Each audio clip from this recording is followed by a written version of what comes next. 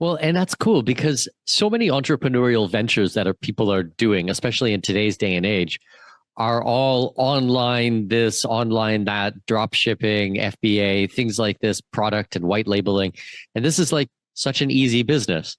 Buy a bunch of equipment and then charge someone a fee to come and use it. And I would imagine the life cycle of a piece of gym equipment should be like forever. So once you have that upfront investment made, I mean, it's pretty much all profit after that, especially if you're not paying expensive staff or, um, you know, uh, lots of different ways that to secure everything and protect everything. If you are in an environment that has like high trust, then sounds like a good little cash flowing business to me. Yeah, and there's also, I think the solar panels are even more interested in that regard. The thought with that is they can be potentially tokenized.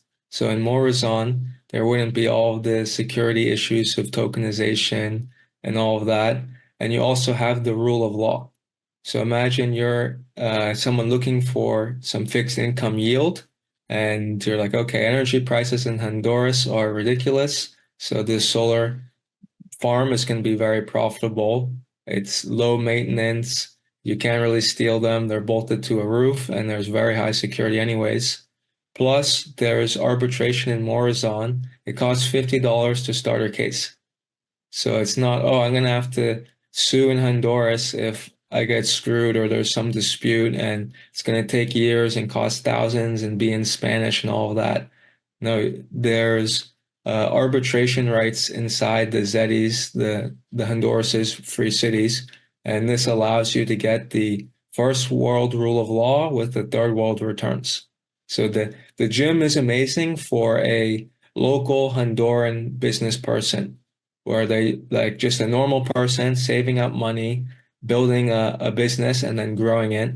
But what I think is even more interesting is attracting foreign capital to a country that normally would not be appealing because you have the high trust, you have the rule of law, and you have the cool financial innovations like tokenization that can make it all easy. Super interesting. Super interesting. Yeah. Tell me any other country in the world where you can just start a power plant out of nowhere with no permits and no nothing and just get to work on day one. Like I don't know any, I would say. Yeah, and we're just scratching the surface. The amount of autonomy that the Zetis have is incredible. Prospera is using it a lot more for interesting cases. They have gene therapy companies doing medical trials that will then be submitted to the FDA to be recognized as a foreign overseas trial. There's drone companies doing drone delivery. There's new banks being chartered. Like this is an incredible amount of autonomy that you can't really get anywhere else in the world. Okay, so let me interrupt you then. So these projects they're being done in Morazan or they're doing in Prospera? Because I think in Prospera, why aren't they done in Morazan then?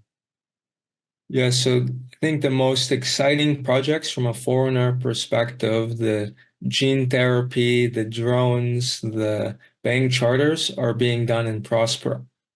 Morazan is focusing on the cash flow industrial business sector. And a large part of this has to do with the differences between the two private cities' business models, which I think is a beautiful thing that you can have different business models for a city. So Prospera is the VC business model. They're trying to build this cool startup, attract the smartest, greatest people in the world, and have them build something crazy. Morazon is trying to have a neo-industrialist city where you can build your factory, your solar farms, your power plant, whatever you want to build in the real world, you can build it quickly and start cash flowing immediately. So their target markets are a little different. And since Morazon has, they don't need to keep raising money, they don't need to hype. So the incentives are a little different. Morazon's more concerned with not making the news.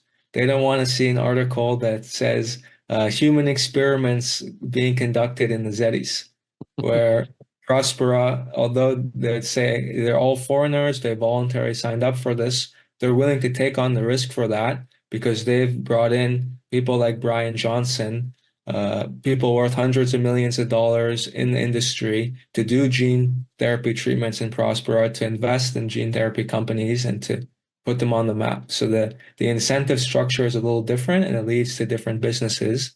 But as I like to say, anything Prospera can do, we can do better. Okay.